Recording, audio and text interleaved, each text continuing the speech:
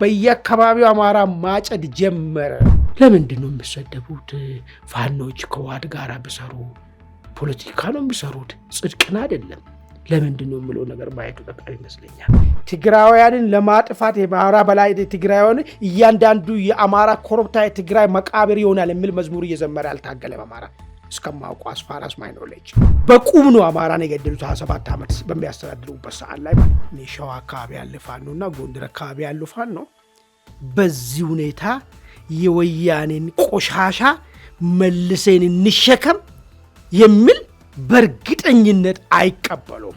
ነገ ጥያቄ ወልቃይት ራያ ጠለምት ሳይሆን በዚህ ምትድ ከሆነ ጎንደርን አሳልፈ ለትግራይ ክልል ይሆናል። ጎንደር የነበረውን እናስቀጥል ነው አይደል ያሉ ያሉት እነዚህ የውሃት መንፈስ ልጆች ማለት ነው።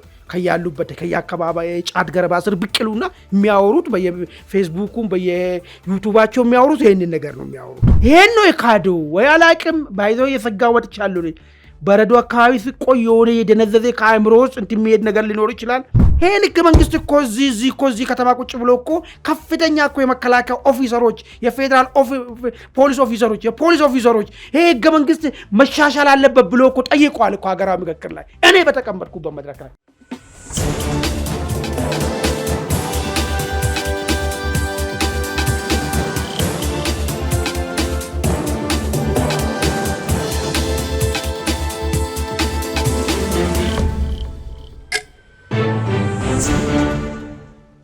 አክብሮታዊ ሰላምታችን በያላችሁበት የዓለም ዳርቻ የደረሳችሁ ተወደዳችሁ የአንድ አፍታ ቤተሰቦች፣ አንድ አፍታ ኢንሳይት ጀምሯል። አማኑኤል መንግስቱና ዘሩባቤል አለማየሁ ወቅታዊ ጉዳዮች ላይ እናተኩራለን። ከፋኖ አመራሮች መካከል አንዱ የሆነው አቶ አስረስ ማረ ዳምጤ ከሰሞኑ አስተያየቶችን ሰጥቷል። ሻዕቢያን በተመለከተ ስላላቸው ጥምረት ከፍ ያለ ደረጃ ላይ መድረሱን ጊዜያዊ መንግስትም አቋቁመናል የሚልም ነገር አንስቷል። በርከት ያሉ ጉዳዮችን ነው ያነሳው። እሱን ነገር በስፋት እንቃኘዋለን፣ እንፈትለዋለን። ከዚሁ በተጨማሪም ደግሞ ፖለቲከኛው ኢንጂነር ይልቃል ጌትነት ከሰሞኑ ህገ መንግስቱን የብሔር ግንባታውን በተመለከተ በርከት ያለ አነጋጋሪ አስተያየቶችን ሰንዝረዋል። አሁን ያለው ህገ መንግስት ራሱ እንዳለ ሊቀጥል ቢችል ጥሩ ነው የሚልም እንደ አማራጭ ያቀረቡት ነገር አለ፣ እንዳስሰዋለን። አማን እንኳን ደህና መጣ።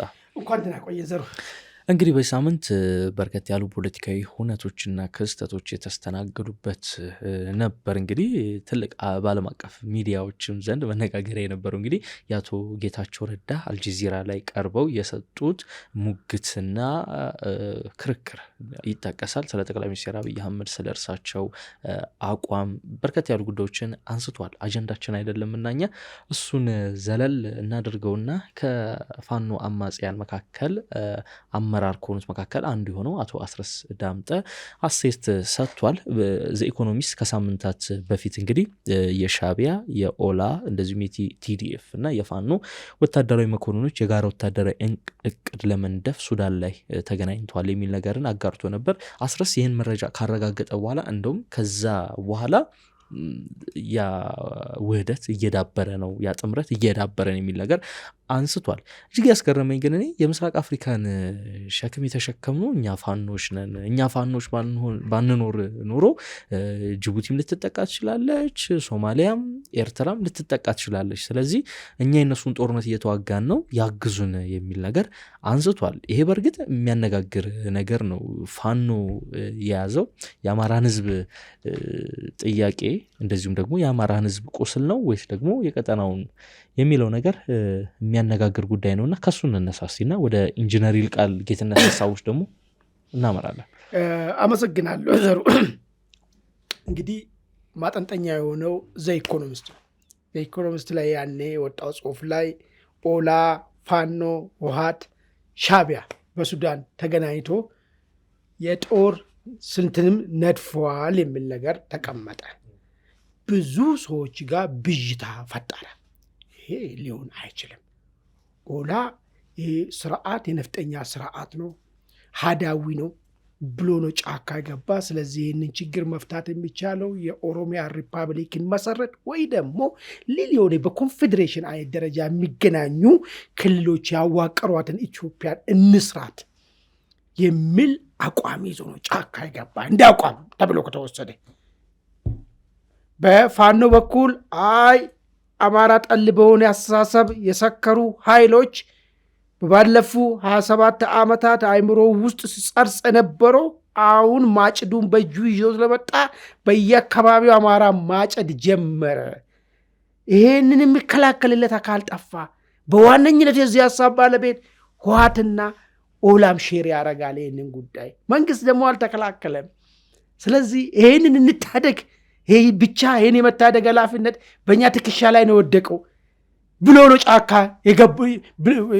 ጫካ እንደገቡ በተለያየ ሚዲያ ላይ ወጥቶ ስለሚናገሩ አይ እነዚህ ሰዎችም አብሮ አይቆሙም የሚል ብዥታም ተፈጠረ። በህወሓት በኩል እኛ አሁንም እኛ ካዋቀርናት አይነት ኢትዮጵያ ትንሽ ዝንፍ የሚባል ከሆነ ከፋፍሌ ግዛ አንድ ትልቅ ጠላትን እያሳየ ሌላው ያን ጠላት እየሰጋ እየመጣልህ ነው የሚለውን ነገር እየፈራ በህወሓት ሄጀሞኒ ስር እንዲተዳደር ለዚህ ሁነኛ የሚሆነው ህገ መንግስቱ፣ ፌዴራሊዝሙ ምናምኑ የምናያቸው ነገሮች የብሔር ፖለቲካው ተነክተዋል። ይህ መነካት የለበትም፣ ይህ ማስጠበቅ አለብን ብሎ ነው መሳሪያ ያነሳው ህወሓት። እነዚህ ሰዎች እንዴት ነው አብሮ ሊሰለፉ የሚል ነገር በከተማው በገጠሩ በአገሩ በውጭው በምትሉ መነጋገሪያ የሆነ እኛም ፕሮግራም ሰራንበት። ፕሮግራም ሰራ ግን ወጥቶ እስካልተከላከሉ ድረስ አያሰት ነው እስካላሉን ድረስ እንደ እውነት ይቆጠራል የሚል ነገር አንስተን ነበር። አሁን የጎጃሙ ፋኖ ነው ብቅ አለ። ይሰመርልኝ፣ የጎጃሙ ፋኖ ነው ብቅ ያለው አስረስ ማሬ። ለምን ያው በሚዲያ ስንሰባ የተለያየ ፋኖች ስላሉ ግን እዛ ጋ ጎጃምን ወክሎ ሳይሆን ይሄ አፋባ የሚባለውን ድርጅት ወክሎ ነው እንበለው። አፋባ ህዝብ ግንኙነት አይደለም እሱ፣ ያው ወጥቶ ስለምናገር አገባንም እና አፋባ ብለን እንውሰዱ። ሁለት ስላሉ የአፋባ አንዱ አመራር ስለሆነ ወጣና አሳስባችሁ ስጋት ውስጥ አይክተታችሁ፣ በኢትዮጵያ ፖለቲካ በአንድ ጥራ ስር መሰለፍ አይችሉም የተባሉት በባላንጣ የሚተያዩት መተባበር ከነዚህ ሁለት ኃይሎች መካከል አይጠበቅ የሚባሉ ኃይሎችን እንዲተባበሩ ሰራን። አሁን ወደ ፍጻሜው አደርሰናል። ከዚህም በላይ የሆነ ነገር በቅርብ ይፋ እናደርጋለን አለ። ይህን ግን ስናደርግ አለ እየተሰደብን፣ ይህን ያዝልህ፣ እየተሰደብን እየተተችን፣ ይህን በማድረጋችን ብዙ ውርጅብን እየወረደን ይሁን አደርገናል ያለው። እንግዲህ የትኛው ትብብር ነው ፋኖን እንዲሰደብ የሚያደርገው? ለምን ይሰደባል? በኢትዮጵያ ፖለቲካ ውስጥ አብሮ መሰለፍ የማይችሉ የሚባሉ ኃይሎች እነማን ናቸው? ለምንስ እንደዛ ይባላሉ? ምን ችግር አለ አብሮ ቢሰሩ?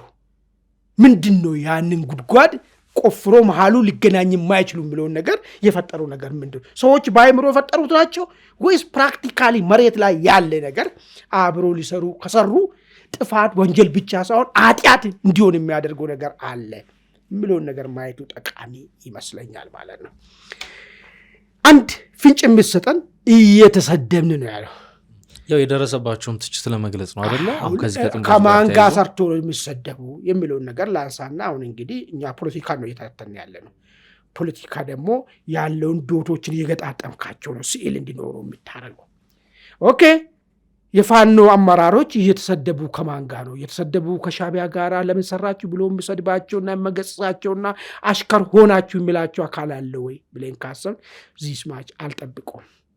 ለምን ምን መድስ ስላልሆነ ከዚህ በፊት ኢትዮጵያ ፖለቲካ ኃይሎች ከሻቢያ ጋር አብሮ ሰርተዋል፣ በጸረ ወያኔ ትግል ላይም ማለት ነው በነበሩ በ27 ዓመት። ስለዚህ ያ ስድብ ዛሬ ፋኖች ላይ ለብቻ ወጥቶ ዱላው የሚያርፍባቸውበት ነገር የለም። ሌላ ከሻቢያ ቀጥሎ ብቸኛ አብራን ላይ ብታረግም ጠንካራው ተብሎ የሚታሰበው ቲፒኤልኤፍ ነው። ከቲፒኤልኤፍ ጋር ግን መስራት የለባችሁም፣ አችሉም፣ መሆን የለበትም ተብሎ ማለት ነው። ብዙዎች ወጥቶ ተሳድበዋል፣ ብዙዎች ወጥቶ ተራግመዋል። ይሄማ እንታገላለን የምትሉትን ትግልን ክደት ነው እስከ ማለት ድረስ ድፍሮ የተናገሩ ብዙዎች ነበሩ። ስለዚህ የተሰደብን ነው ብሎ ከህወሓት ጋር ነው ማለት ነው። ለምንድን ነው የሚሰደቡት? ፋኖች ከህወሓት ጋር ቢሰሩ ፖለቲካ ነው የሚሰሩት፣ ጽድቅን አይደለም። ለምንድን ነው የምለው ነገር ማየቱ ጠቃሚ ይመስለኛል። እንግዲህ ህወሓትና እውነተኛ የአማራ ፖለቲካ ኃይሎች አብሮ ሊሰለፉ የሚችሉበት ሁኔታዎች አለ ወይ የሚለውን ነገር ስናይ የለም ነው ብዙ ጊዜ። ለምን ህወሓትም ፕራክቲካሊ ተው አይዲያል የሆነ ነገር እንተው ህገ መንግስቱ እንዲያርጎ ረቆ አማራ ጠል የሆነ አስተሳሰብ አምጥቶ አማራን በሌሎች ዘንድ እንዲጠላ አደረገ። መጨረሻ ውጤቱ ቀስ እያለ እሱ ከስልጣን ሲወርድ በዚህ ደረጃ መጣ የሚለውን ነገር እንተው። በሰሜኑ ጦርነት ጊዜ በወሎ በዚህ በእንትን በኩል በጎንደር በኩል ምን አይነት አጸያፊና ሰው ፋሽስት ያልፈጸመውን ነገር በወራ በመጣበት ዘመን ላይ ያልፈጸመውን ነገር ለምንድን ነው ህወሓት ታጣቂ አማራ ገበሬ ላይ የፈጸመው ስንል መሰረት ያለው የጸና ጥላቻና ይህ ማህበረሰብ ካልተዋረደ እንደ ማህበረሰብ ካልተዋረደ ፖለቲከኛው እንደ ፖለቲከኛ ከሰው በታች ካልሆነ መዋረድ ብቻ ደግሞ ሳይሆን ካልተፈጨ መፈጨት ብቻ ደግሞ ሳይሆን በሌሎች ዘንድ በከፍተኛ ጥላቻ ሁሉ ጊዜ እስካልተያየ ድረስ የኛ ጥቅም አይከበርም ነው የሚሉት የህወሓት ሰዎች። ግን እኮ የአማራም ታጣቂዎች በትግራይ እኮ ጥቃት ፈጽመዋል። እንግዲህ ተመሳሳይ ነው ስለ አሁን እዚህ ተፈጽሟል አልከውም እዛም ተፈጽሟል የሚሉ ሪፖርቶች አሉ በገለልተኛ አካላቶች። እንግዲህ እኔ መኖክሴ ተደፈርኩ በአማራ ታጣቂ ስትል አልሰማሁም ትግራይ ላይ። ግን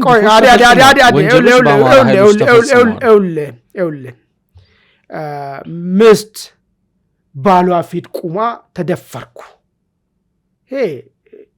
ሴቶች በጦርነት ውስጥ መደፈር ይሄ በቃ ስርዓትም የሌለ ጦርነት ስለሆነ የምናረግ ካይዶ ነገር ይደረጋል። በሁለቱም ኃይሎች ነው የተደረገው። ይደረጋል። ነገር ግን ባልን እዛ ጋር ቆመ ምስትን እዚህ ፊት ለፊት ማድረግ ይሄ ከመድፈር በላይ የሆነ መልእክት አለው። ትግራይ ውስጥ እንደዛ ተፈጽሟል። በፍጹም አልሰማንም፣ አላየንም። በቪዲዮ እኛ በአይናችን ቆመን የቀረጽነው ቪዲዮ አሁን በቅርብ ጄኖሳይድ ዋች ያወጣውን ሪፖርት መመልከት እኛ ቆመን ያየን ሰለባ የሆኑ ሰዎችን ያናገር ናቸው። ዓለም በቃኝ በስጋዊ ደስታ አልፈልግም ያለች ገዳም የገቡ ሞኖኮሳትን በዚህ መዝናናት በዚህ መደሰትን አልፈልግም ለእግዚአብሔር ሰጥቼዋለሁ ይህንን ደስታ ያሉትን ይህንን ነገራቸውን ሲያፈርሱበት ስላየም ማለት ነው። ይሄ ፕራክቲካል የተፈጸመ ነው። እሱም ደግሞ በወቅቱ የነበሩ ሰዎች ያው ዛሬ ጌታ እዚህ ጋር የጌታቸው ረዳ ዛሬ አልጀዝራ ላይ ሰሞኑን የሰጡት ቃለ መጠይቅ ላይ የቲፒኤልኤፍ ታጣቂዎች አማራና አፋር ላይ አሁን አንተ የጠቀስካቸውን አይነት ድርጊቶች ፈጽማቸዋል የሚል ነገር ተናግሯል።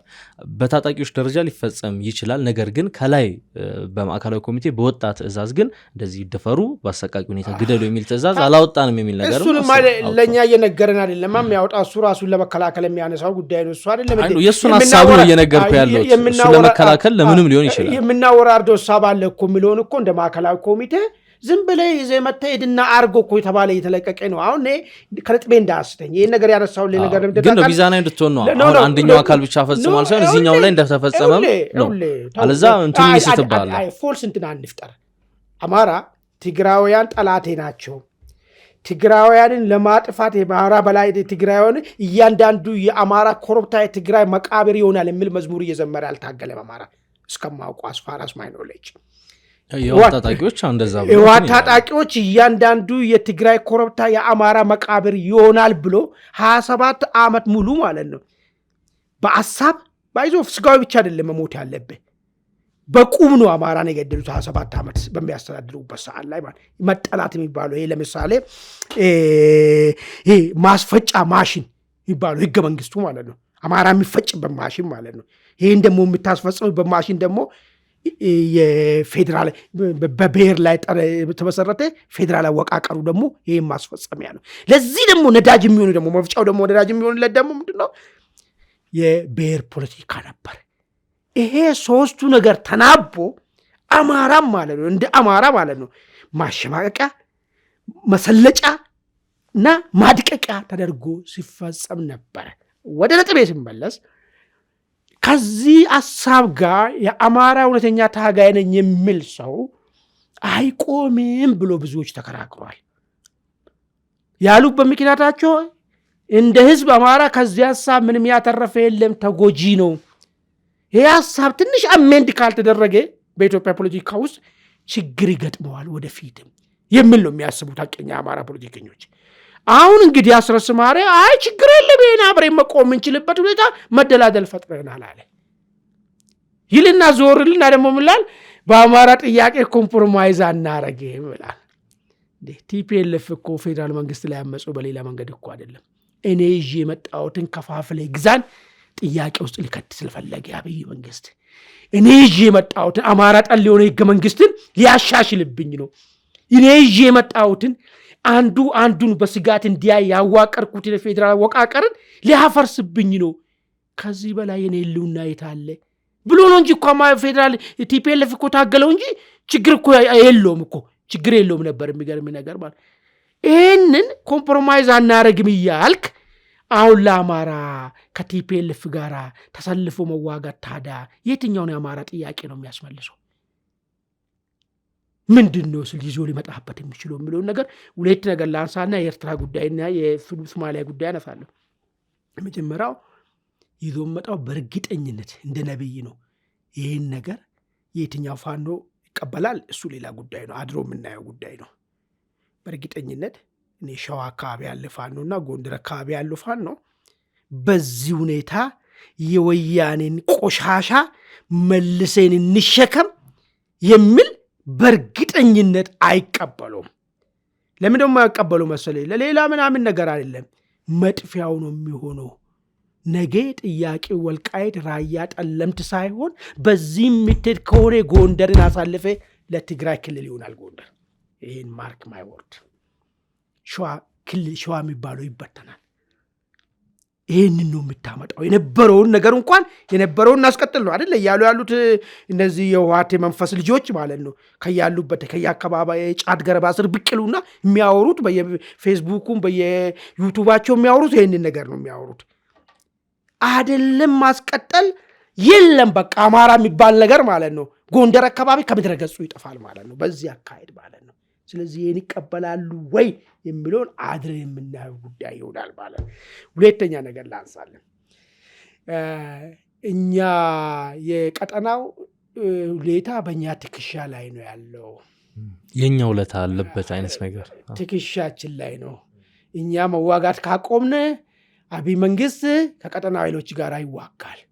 ስለዚህ ቀጠና አካባቢ ያላችሁ አግዙን። እኔ በጣም ይቅር በለኝ ነኝ የት እየደረስን እንዳለ አልገባኝም። የሰውን ጦርነት እየተዋጋው ነው ውክልናና ቀልበኝ እያልክ ነው። ስንቅስጠኝ ያለዛኔ ካቆምኩ ነው እዚህ መዋጋት አብይን እዚህ መዋጋት ካቆምኩ ወደ አንተ ይመጣል ማለት እኮ ይሄ እኮ ስንት ቀይ ተነተኑትን ተናኮ ነው እኮ ሻዕቢያ የሚፈልገው የውክልና ጦርነት ነው እንጂ ቀጥታ ጦርነት አይፈልግም። እኛ ደግሞ የምንፈልገው የአሰብ ጉዳይን ቀጥታ ጉዳዩ ጋር መሄድ ነው ያለብን። ይሄማ እነሱ የሰሩልን ጦርነት ነው ስንል ነበር።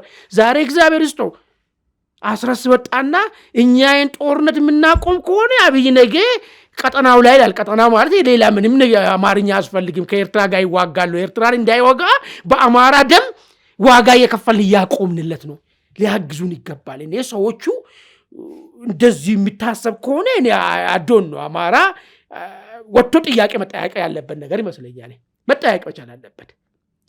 የግድ መንግስት ኤርትራ ሄዶ የኢትዮጵያን ብሔራዊ ጥቅም ተውቅር ሄዶ ጥይት እንዳያጮህ እዚህ ጋር በአማራ ወጣት ደም አቁም ያለው እያልኮ ምን ማለት ነው? ዋዘ ምንድን ነው? እስቲ ትርጉሙ ትርጉሙ ምንድን ነው? ወይስ እንደ ትልቅ ነኝ ከቀጠናው ትልቅ ነኝና እኔ ጦርነቱን ሆልድ አድርጌ ነው የሚለውን ነገር ለማስቀመጥ ነው የሚለውን ምናልባት እንዳው መንግስት ፋኖ እንትን ስላለ ሄዶ የመዋጋት እንትን የለውም የሚለውን ነገር እሱ አይመስለኝም። እኔ ቀጥታም ያለው ነገር ካላገዛቸው በቀጠናው ትልቅ ኃይልን ለማለት አስቦ እንደዛም ያስፈራ እንደዛ አይዋጥማ። ለምን ትልቅ ኃይልን ካልክ ይገዛ ጠይቀው። አሁን እኮ ይጠይቃለሁ ከኤርትራ እኮ ነው ከሶማሊያ እኮ ነው ይገዛ ይጠይቃለሁ። ትልቅ ነኝ ካልክ ንግግሩ አንደምታው ምንድነው የሚለው ነው አይደለም። ንግግሩ አንደምታ ምን ታውቃለህ? እንደ ወደዛም ለማሰብ ሞከርኩና ወደዛ ለመሆኑንና አመለጠውና እኛ የእናንተ ውክልና ጦርነት እየተዋጋን ስለሆነ አግዙን፣ ካላገዛችሁን ውክልና ጦርነቱ ሊቆም ይችላል። ይሄ ማለት በሌላ አነጋገር ዛሬ ጎጃም ውስጥ ለሚፈሰው ደም ማለት ነው ለአማራ ጥቅም ተብሎ ሳይሆን ኤርትራ ላይ መንግስት ጫና እንዳይፈጥር ወይ ጦርነት እንዳያካሄድ የኤርትራን ደም እኔ በ10 አማራ ደም እየከፈልኩለት ነው ያለው። እንግዲህ አማራ ታጋይ ማለት ነው። which is እኔ ይሄንን ወጥቶ ማውራት እስከመቼ በዝምታና ተፈራርቶ እንደሚቀር አላቅም። መነጋገር መቻል አለበት አማራ። አይ ቲንክ አሁን የሆነ ታሪክ የሆነ ራሱን እየደገመ ይመስላል መሰለኝ። አሁን ከዚህ ቀደም በቲፒኤልኤፍ እንደዚሁም ደግሞ ህግደፍ በረሃ በሚያደርጉት ትግል ላይ አንድ ጀነራል ዮሐንስ የጻፉት መጽሐፍ ላይ በርካታ የኤርትራን የሻዕቢያን ውጊያዎች የህወሓት ወታደሮች እኛ እንዋጋ ነበር የሚል ነገር አስቀምጦ ነበር። አይ ቲንክ ጀነራል ጻድቃንም ይህንን ሀሳብ አንድ ቃለ መጠይቃቸው ላይ ሲያነሱት የሰማሁት ይመስለኛልና አሁንም የፋኖ ታጣቂዎች የሻዕቢያን ውጊያ ነው እየተዋጉ ያሉት ሊባል ይችላል ሳይሆን አለ እንጂ አለ እኮ አሁን ጀነራል ዮሐንስ ከስንት ጊዜ በኋላ ጻፈ አይደል? ምናልባት ታሪክ እኮ ተፈጸመ ከ40 ዓመት በኋላ ማለት ያኔ ምናልባት ለጎንም እንደዚህ ብለ ኢንተርፕሬት ማድረግ ላችል ትችላለህ። የራስን ግንዛቤ ትይዛለህ እንጂ ዛሬ እኮ የፋኖ እኮ ህዝብ ግንኙነት ኃላፊ አበባ እኮ ሴንትራል ኮሚቴ መንበር ነኝ የሚል ሰውዬ እኮ ነው መጥቶ እኮ ኤርትራ ጥይት ካልሰጠኝ ኤርትራ መሳሪያ አልሰጠኝ ኤርትራ ሞት እየሞትኩ ነው፣ ኤርትራን ሞት በአማራ ደም ዋጋ እየከፈልኩ ነው። በሌላ ግልባጭ ደግሞ እኛ ደግሞ ኢትዮጵያ ፈረስት ብለን የምናስበው ሰዎች ደግሞ ስናስብ እንግዲህ ወደ ነው የምናስበው እኛ የኢትዮጵያ ብሔራዊ ጥቅም እንዳይከበር ማለት ነው እንቅፋት እየሆነ ነው። እምቢ ካላችሁ ስለዚህ እነዚህ ሰዎች ጸረ ኢትዮጵያ ብሔራዊ ጥቅም ላይ ናቸው ማለት ነው። እንደዛ ትንተናም እኮ እንሰጣለን እኮ። ሻዕቢያ ጋኛ እንዳንሄድ ካቆምከኝ ለራሴ ጥቅም ሳይሆን ለሻዕቢያ ብለህ እያቆምከኝ ከሆነ ለኢትዮጵያ ብሔራዊ ጥቅም ጠላት ነህ ማለት እኮ ነው እኮ። እነዚህ ሰዎች ላይ ሌላ ስም ሐሳብ ልናወራርድ እንገደዳለን ማለት እኮ ነው እኮ አሁን በዚህ ትንተና መሰረት ማለት ነው። አስገራሚ ጉዳይ ነው ያነሳው አስረስ። አይ ቲንክ በዛው ራሱ በተናገራቸው ንግግሮች ላይ ተንተርሰ ነው አንተን በርከት ያሉ ሀሳቦችን ያነሳውና ከዚህ ከጊዜያዊ መንግስትም እያቋቋም ነው የሚልም ነገር አንስቷል በተቆጣጠርናቸው ቦታዎች። ከሰሞኑ ደግሞ በጎጃም አካባቢ በስፋት የሚንቀሳቀሰውና እዛ አካባቢ ዘመቻዎችን የሚያደርገው የምስራቅ እዝ በበኩሉ በርካታ ቦታዎችን እያጸዳ እንደሆነ እየተዳከመ እንደሆነ ውጊያው ደግሞ ከባዕዳን ተላላኪ ከሆኑ ባንዳዎች ጋር እንደሆነ እንግዲህ የሚገልጽበት ነው። አስረስ ደግሞ ከሻዕቢያ ጋር እየሰራ ነው፣ እንደውም ሊያግዙን ይገባል፣ አሁን ከሚያግዙን የበለጠ ሊያግዙን ይገባል የሚል ነገር አንስቷል። ቲኤንቲ ወርልድ ላይ አቶ እስክንድር ነጋ የቀድሞ የጋዜጠኛ የነበረው አሁን ከፋኖ አመራሮች መካከል አንዱ ነው። በነዘመነ በተጻራሪ የቆመ በተለያዩ ሀሳቦች ላይም የማይስማሙ እንደሆነ ይነገራል። በቅርቡ ቲኤንቲ ወርልድ ላይ ቃለመጠይቅ ሰጥቶ ነበረ። በዛ ቃለመጠይቅ ላይ ካነሳቸው ጉዳዮች መካከል አንዱ የምንታገለው ህገ መንግስቱን ለመቀየር ነው የሚል ነገር አንስቷል። ፋኖ የሚታገለው ለዚህ ነው የሚል ነገርን አንስቷል። ይህን ተከትሎ በርከት ያሉ ሀሳቦች ሲሰጡ ሚዲያ ሞኒተር ስናደርግ ተመልክተናል። ኢንጂነር ይልቃል ጌትነት የተናገሩት ሊጠቀስ የሚችለው ምላሽ እዚህ ጋር ነው። የእስክንድር ነጋ ሀሳብን በሰፊው ነው የተቹት። እንዴት አንድ ግለሰብ ብቻ አንድ አካል ብቻ የ100 ምናምን ሚሊዮን ኢትዮጵያውያንን እንትን ሊወስን ይችላል? እንዴት ህገ መንግስት ቀይራለሁ ብሎ ሊነሳ ይችላል የሚል ነገርን አንስቷል። ከዚህ በተጨማሪም አሁን ያለው ህገ መንግስት አንዳንድ ነገሮቹ ተስተካክለው ይሄ የብሔር ፌዴራሊዝሙ ቢቀጥል አማራ አይጎዳም የሚልም ሀሳብ ሰንዝረዋል። ወደ እሳቸው ሀሳብ ሲመጣ እንግዲህ ምንድን ነው መሰለህ አሁን ነገሩ አይ ቲንክ እንትን አለ መሰለኝ ወደ ጠለቅ እያለ ሲሄድ አሁን ትክክለኛ መልኩን እያየን እያወቅን እየተረዳን እንድንሄድ እየተደረገ ያለ ነገር ይመስለኛል። በዚህ ሀገር ፖለቲካ ውስጥ አይ እኛ የራሳችን የቻለ አገራቶች ነበርን፣ የራሳችን ድንበር ያለን፣ የራሳችን አስተዳደር ያለን አገራቶችንን በምኒልክ ኃይል ኮላፕስ ተደርገን ኢትዮጵያ የምትባል የኮሎኒያል ኢምፓየር ውስጥ እንድንጠቃለን የተደረገ ነው የሚል የፖለቲካ ትርክት አለ እዚህ ሀገር ውስጥ። ሌላኛው ደግሞ የለም እንደዛ አይደለም፣ አብረን ውጣ ውረዶችን አልፈናል፣ ለጋራ ዓላማ ሲባል አብረን ደምተናል፣ አብረን መስዋዕትነት ከፍለናል፣ ማህበረሰባችን መስተጋብሩ እንደዛ አይደለም የሚል ደግሞ ትርክት ደግሞ ያላቸው አሉ። አሁን እንግዲህ የባለፈው ይሄንን የብሔር ላይ መሰረት ያደረገን ፖለቲካ የወለደው የትኛው ትርክት ነው ብለን ካሰብን እኛ የራሳችን ሀገር የነበርን ኃይሎች የተለያየ ሀገራቶች ነበርን። ማንነታችን፣ ቋንቋችን፣ ሀገራችን ኮላፕስ ተደርጎ በቅኝ ግዢ መተን ወደዚህ ኢምፓየር ገብተናል። ስለዚህ ይቺ ኢምፓየር አብራ እንዲቀጥል የሆነ አስተማማኝ ነገር መቀመጥ አለበት። ይህን ታሪካችን ሪማይንድ የሚያደርገው የጨቋኝቶች ትርክት ላይ መሰረት ያደረገ ናሬቲቭ ላይ የተመሰረተ ህገ መንግስት ሊኖር ይገባል። ከዚህ ኢምፓየር ውስጥ ደግሞ ካላመንበት ቀን ውስጥ ጥለን የመሄድ ጋራንቲ ያስፈልገናል። አንቀጽ 39። ስለዚህ አወቃቀራችን በምንድን ነው የሚሆነው ማለት ነው? ራሳችን መጀመሪያ ነበረ በሚባለው ማለት ራሱ አገር ነበረ በሚል ነገር ዛሬ ኦሮሚያ፣ አማራ፣ ትግራይ ምናምን ብለህ በምታስቀምጡ ነገር ማለት ነው። እሱ ነው እንግዲህ የብሔር ፖለቲካን የወለደውና ብሔር ፖለቲካው እንዲቀመጥለት ህገ መንግስቱም አወቃቀሩም የተቀመጠለት። አሁን ይህን ሀሳብ ማን ያመጣው ስንል በዋነኝነት የቲፒኤልኤፍ ሰዎች የሀሳብ አቀንቃኞች ነበሩ። የኦሮሞ ብሔርተኞች ይህን ሀሳብ ሼር ያደርጋሉ። በዚህ ሀሳብ ውስጥ ደግሞ መኖር የፈለጉት ለምን ያው አማራዎችን ብዙ ጊዜ የማናነሳው ተጠቂ ስለሆነ ነው። አጥፊ ነህ እኔ ተጎጂ ነኝ ብለህ ነው። ሌላው ተጎድተናል ከአንተ የወጡ ሰዎች እኛን እንደዚህ አድርጎ ስላጠፉን አንተ ጎጂ ነህ ተብለህ ተመድበው ሌላው ተጎጂዎች ተብሎ ነው ትርክቱ የሚቀመጠው ማለት ነው። ስለዚህ ጎጂ ነኝ ብለህ ለመቀመጥ ያው የከርስ ነገር ከሌለብህ በስተቀር ወዲህ ለመሙላት ካልሆነ በስተቀር ትከሻ ተጋፍቼ ቁጭ ብዬ ጎጂ ነበርኩ አሁን ግን ይህን ነገር አላደረግም ብለህ ይቀመጣል ብለህ የምታስበው አካል አይኖርም። ይሄን ሀሳብ እንግዲህ ይልቃል የሚባለው ሰውዬ እስከ ዛሬ እኔ አውቃለሁ። ከዚህ በፊት ፖለቲካ አካባቢ ሲቀመጥ ነገሩ ሰው ኦል ኦፍ ሰደን አያመጣም፣ ደብቆ ኖረ ማለት ነው።